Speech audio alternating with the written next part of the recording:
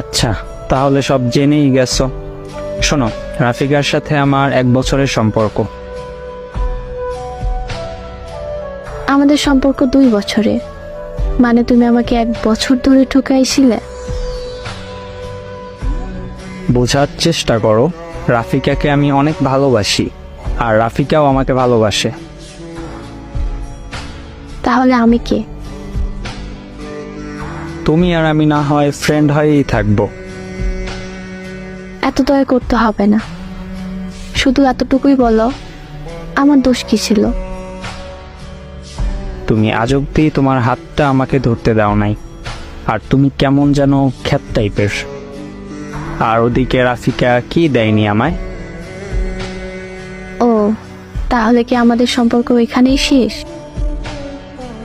হ্যাঁ, আর কিছুদিন পর রাফিকাকে বিয়ে করব।